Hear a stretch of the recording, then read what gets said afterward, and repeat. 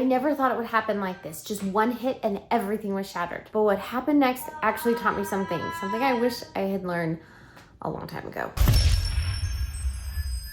Hi friends, my husband and I have 2 autistic boys. Meet Simon. He loves to laugh. He loves to line up his cars. He loves his friends and has all of their names memorized. And Simon is 5 years old. And Ezra. Ezra is 9 years old. He also loves to laugh. He likes to play with cords. He likes to run around and spin with cords. And he also likes to line up his cars as well. Both Ezra and Simon are autistic, but they are very, very different from each other. Just today, I picked up Ezra from school and we got a surprise. He was so mad at school that he actually shattered the screen on his iPad. The iPad was no longer workable because, of course, you can't put your finger on the glass when it's 1,000 pieces. And we got video of that moment, and I'm going to share that with you in a little bit. But this is a big thing. This is a thing that we deal with all the time, is anger management. Now, Ezra has a keen mind for things like spelling, but emotional regulation, well, we're still working on that.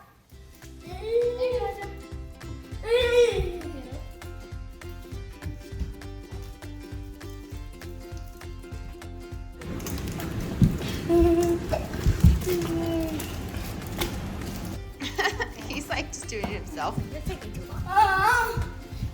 Gotta be patient. Wait your turn. Today, I'm sharing 3 tools that really help us turn explosive moments like when Ezra completely destroys his iPad into teaching healing experiences. Comment below if you have ever gotten so mad that you've broken something. You never know who you might bless by commenting. I've broken something before. I have.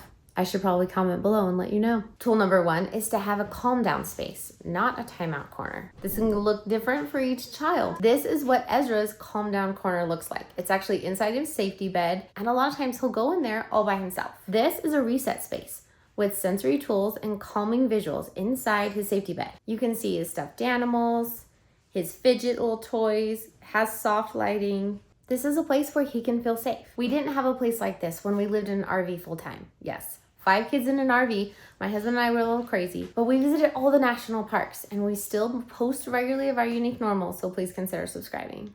When you have a calm down space that supports your child instead of a punishment, then you can help the relationship with your child. You can help them feel that you're on their side, that they feel seen and heard, and if they need time alone, then that's okay. They have a space where they can feel safe and have that time alone. We have a free guide to better understand aggression and autism. So click the link in the description below for that guide, and you can get 12 of our top tips to help support your child. Tool number 2 is name it to tame it. When you can name and label the feelings, the big feelings that your child has, you can help them identify that they aren't the feeling, that they are different, right? They're having a feeling, they're experiencing it, but they aren't the behavior. They aren't the feeling. And so they can just say, well, yeah, this is what I'm having. I'm labeling it. This is how I feel. And you can ask them, hey, are you feeling frustrated? You can describe what you're seeing in a respectful, kind way, helpful way. Like, I can see you're really tense. Do you want to talk about it? Do you need time away? And you can have your keywords and code words that they say. This works really well with Simon, but not so much with Ezra, because Ezra is nonverbal and he has a really hard time communicating how he feels and what he wants. He can spell, but usually only when he's really motivated and when anxiety's down. So if he's in a situation like he's really angry, that's difficult because anxiety is high and he has a harder time communicating. And so if you can label those feelings for your child, then that can help it. So remember, name it to tame it. Tool number 3 is give them a safe out. Give them an exit. Sometimes kids, especially autistic kids, they don't need punishment. They need a safe way out of the situation. They need an exit. So you can have a way for them to ask for a break. They can have limits on breaks, especially at school and things like that. And they can have a timer for a break. You can have boundaries, but also have those high expectations. With those high expectations, make sure that there are accommodations. here's a time where I try to help Ezra and get a toy out that he wants from down from the shelf in his closet. And you can see in this video, it takes a while, but he does eventually get what he wants, and he's able to communicate with me without getting super upset, which is a good thing. And we got it on video for you. Okay. I got it for you. Come here. Is this what you want? Is that what you want?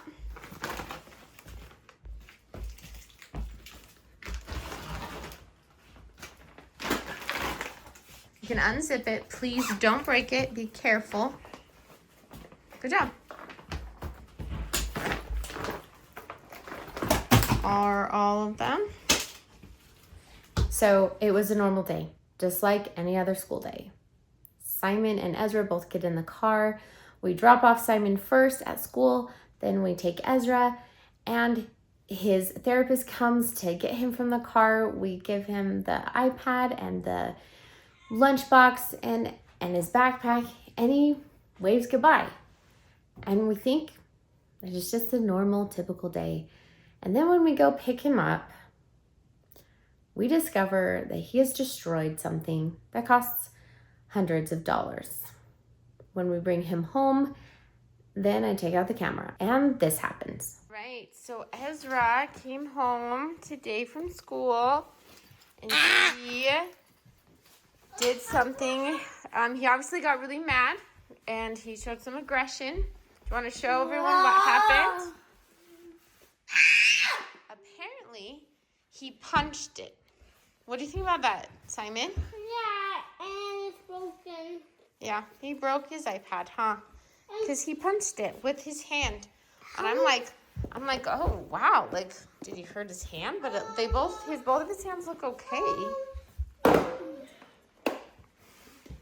Yeah, so that's hard. That's hard to deal with when you get that mad, huh? Simon, what do you do when you get mad to help you feel better? I don't know. I know it's hard, but remember the 3 things you can pick? What are the 3 things? I bet Marie remembers one of them. Maybe does one of them have to do with breathing? What do you do when you're Oh yeah, that's one of them. Count to 10. One of the things is also taking a drink of water, taking a break. All right, Ezra, I think you need to go potty. He's bringing me to the bathroom, so we'll do that. But aggression is just something that we deal with off and on. And there's different ways to help your child deal with aggression. It's definitely a challenge. It's always a challenge, but I think it's important for the parent or the caregiver to remember that it's also a challenge for the individual as well, right? They're not trying to embarrass you. They're not trying to break their iPad. He's very sad about his broken iPad. And it's hard for them as well. This video right here is when Ezra and Simon both got really, really angry on Thanksgiving when we were visiting family. And right here is our autism playlist. Remember, if you have an autistic child, you're in good company.